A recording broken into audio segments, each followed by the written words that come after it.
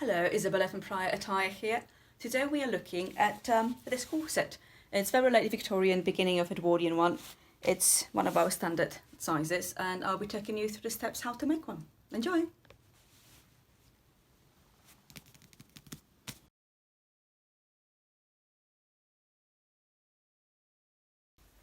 Your fabric. Here's a rose flash couture. Very thin, very thick as well, very light. So curvy, any kind of couture brush will do, including cambric. That's it. You will need a busk.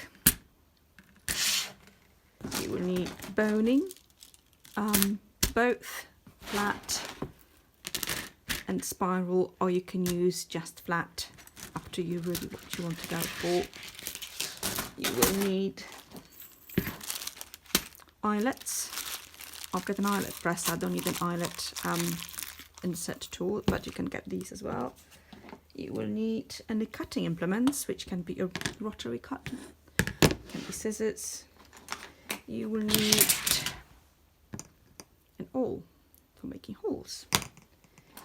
You will need some lacing for the back, obviously a little bit less than that. You will need some bias binding, or you can make bias binding out of the self fabric as well, a very period solution. Apart from that, you will need some tape for the channels. I've got some nice vintage tape here, but any cotton tape will do as long as it's strong and not stretchy. There you go.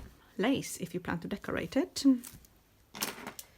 Any kind of tools to draw on your fabric, really.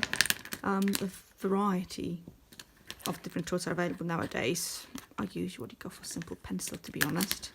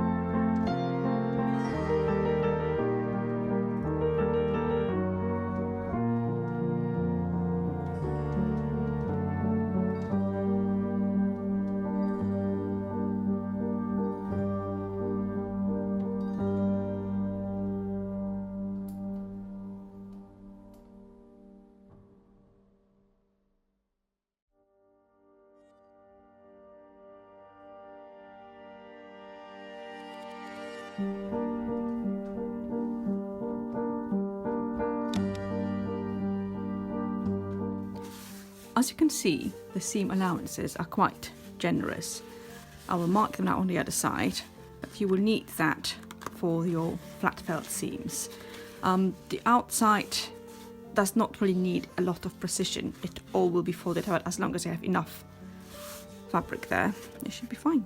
Right, let's continue cutting.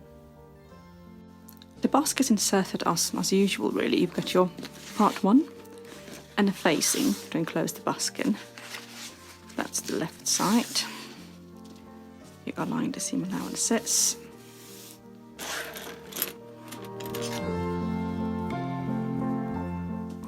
And put the busk on. Align it and just mark where the slots need to be.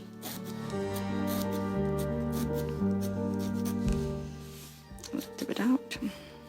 That will do for the time being. And we have to stitch it the same way on the other side, but because this one has just studs, you actually don't need to worry too much about anything else. Just make sure you pin it together and just stitch alongside that edge. Let's go and do it.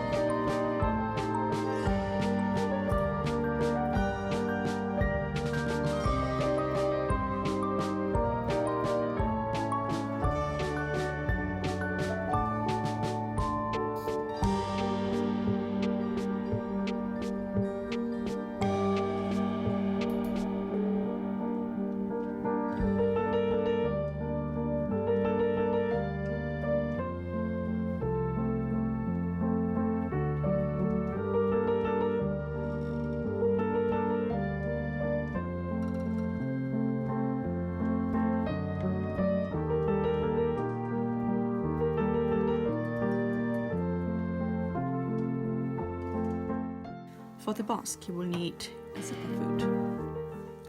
So let us go around changing that.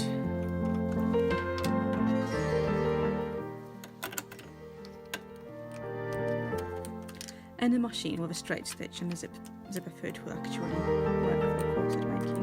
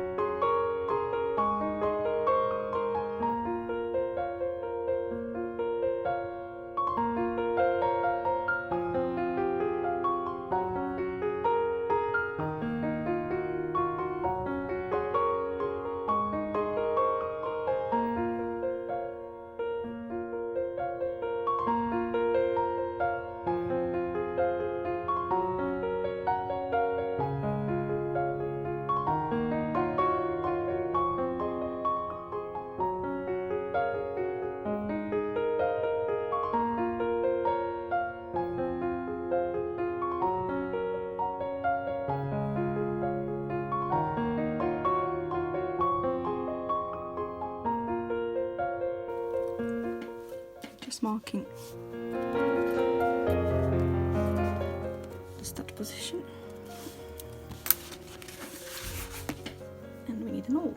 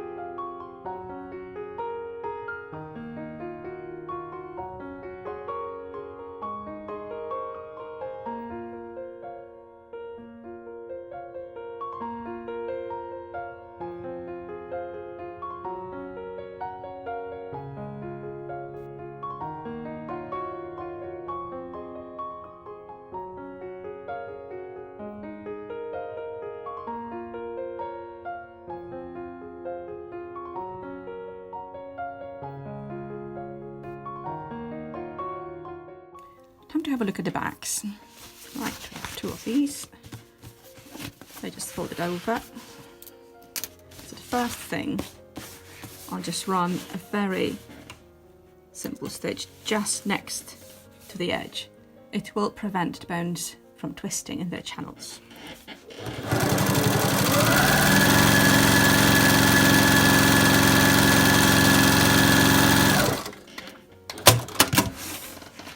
Go.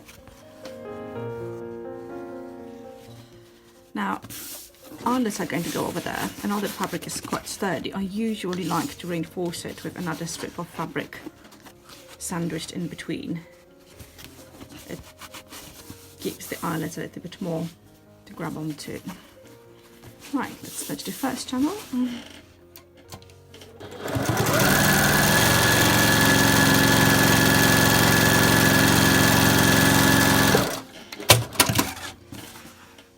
Second.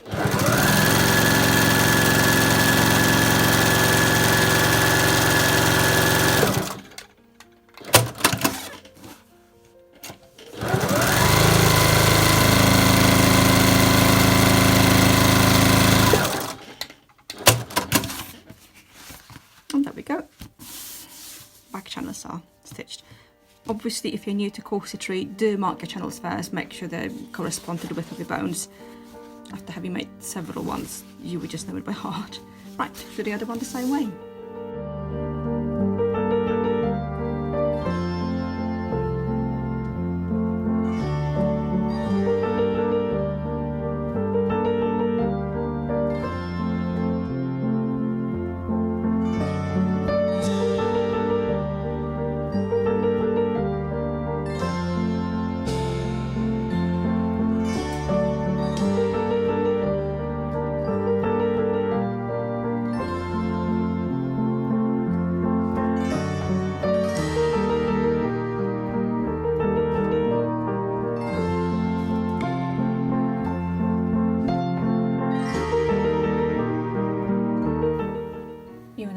start assembly.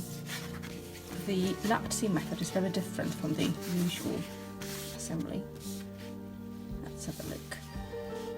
Right, we have the busk and we have the bust gusset. You can see the seam allowances. So I'm just going to stitch them together.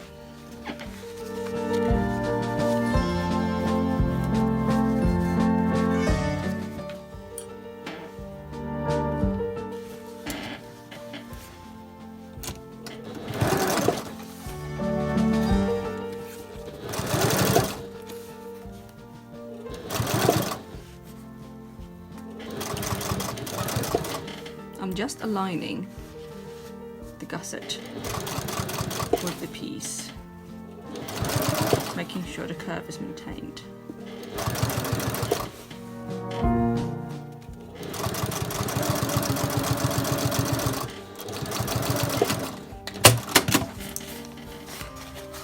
There we go. Now you can stitch this way all through the corset first and then flatten the seams and lap the seams. I prefer to do it one by one, mostly because I have a little bit more control over that. So the next step is enclosing that seam. I will trim this one.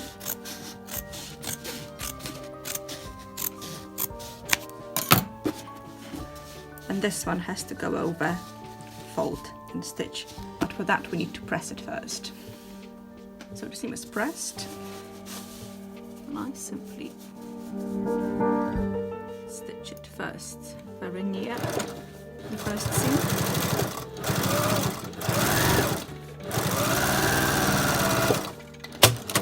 And then on the other side.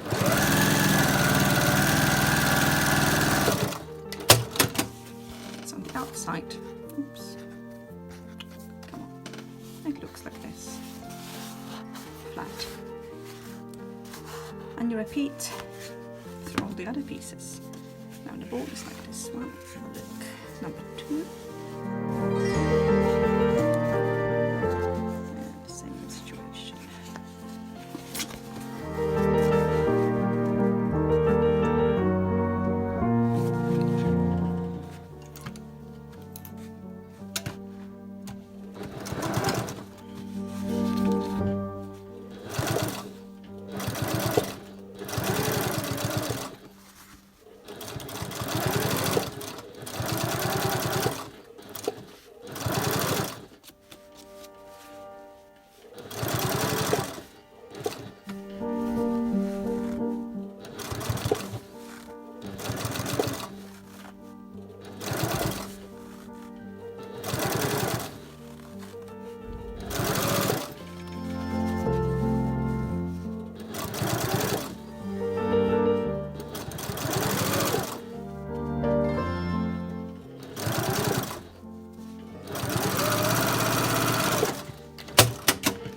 You can pin those 2 pieces together, or you can use the clips.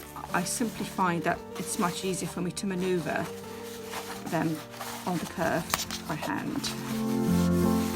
Okay, so we have another piece.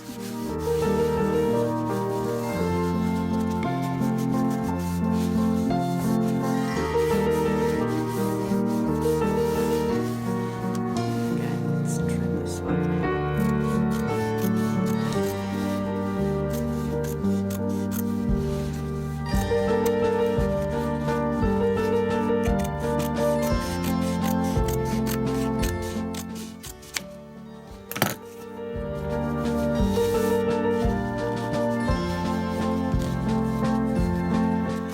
If you are in a hurry, you can just fold and stitch without pressing. But let's have a look.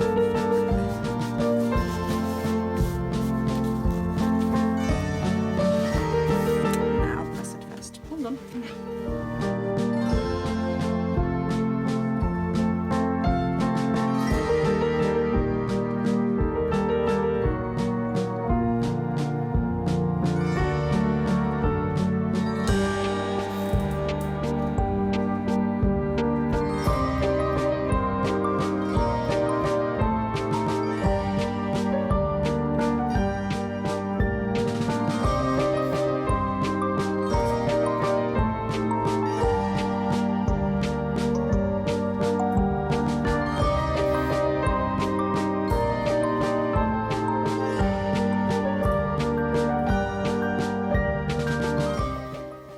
assembly is done, we move on to putting some boning channels in. The waist stay is put first. This is just a nice cotton herringbone tape, and after much deliberation between these two, I've decided to save the orange for a more contrasting corset and go with the white cotton herringbone tape for the channels. Now, traditionally in the earlier models, the channels are usually placed over the seams. Obviously, with those swooping seams, you cannot really put channels over there. And because the straight front started to be fashionable at the time, the channels go straight all over the seams. Let's have a look. I'll just cut the bones for the time being. The amount of channels you want to place on it really depends on you and on your needs. If you need lots of support, put more. If you need a little bit less, don't worry too much. I usually put 4 or 5. This is our standard 12 corset, so it will have some like that. Just more or less at the moment. Right, so we have 5 channels, each will contain 2 bones. So you can actually start getting, you can put 1 bone over here as well, which I think I'm going to do. Or you can put this one first here. It actually looks quite nice. So all I do, I just pin the channels in place. A bit boring really, but there you go.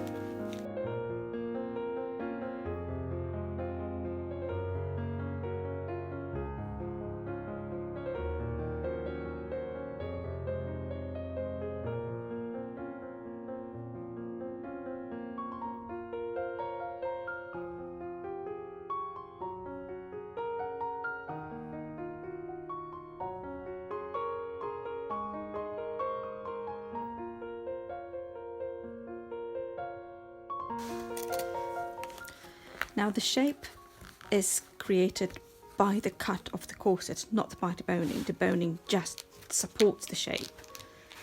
So in this particular case, it really does not matter much whether that tape is an inch here or an inch there. It just supports the shape provided by the cut of the corset.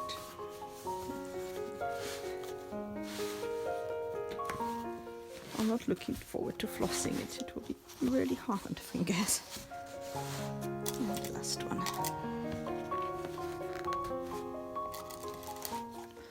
Obviously the back already has its channels, so we don't need to worry about that, thankfully. Right. So yeah, so that's our boning ready for the stitching. But just to show you, this is unbound corset. That's what the shapes are. You don't need boning to create a shape, you just need boning to support it. There you go, hip spring, boobage, a little bit of belly. Right, let's stitch all the channels up.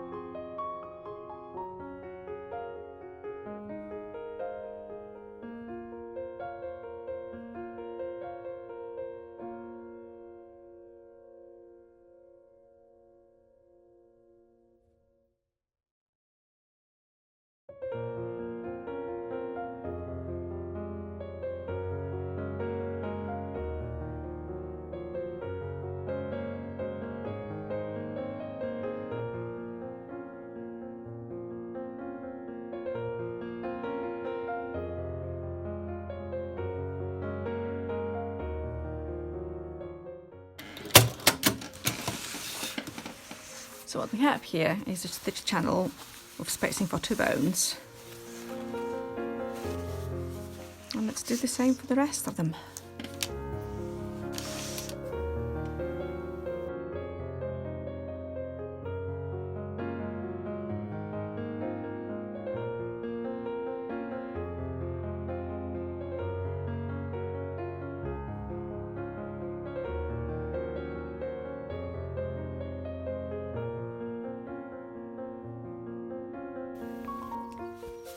Next step, binding the lower edge.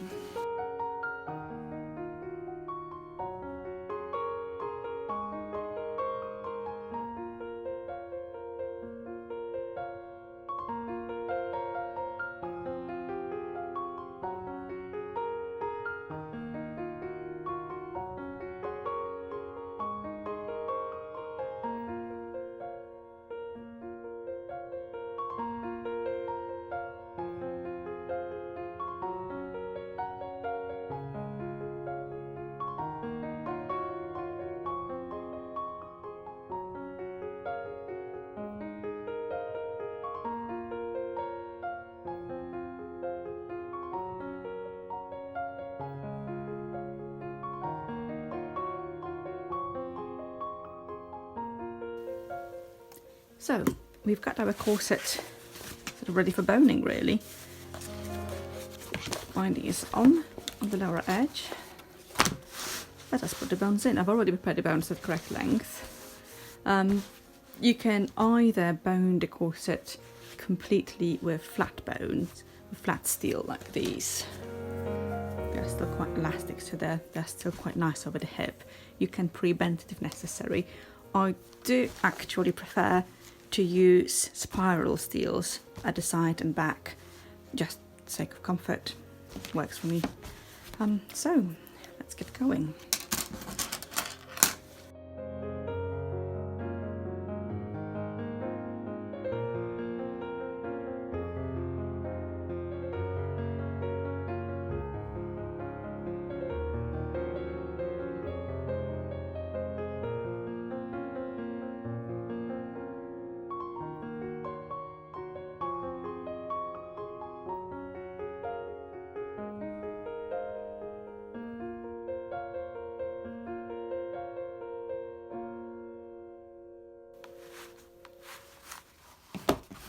You can use artificial or synthetic whalebone for that as well. It will work pretty well too.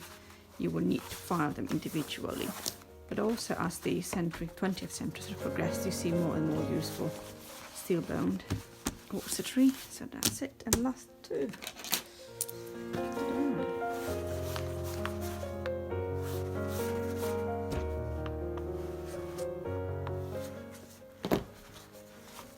There we go. All boned. Definitely heavy now. Right, I just need to add binding at the top and do the same one on the other side.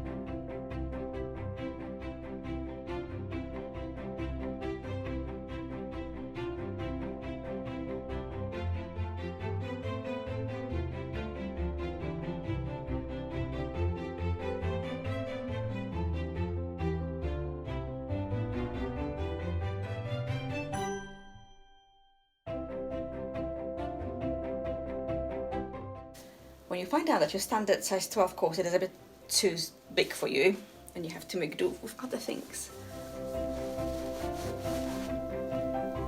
Oops. Hands on hips, literally.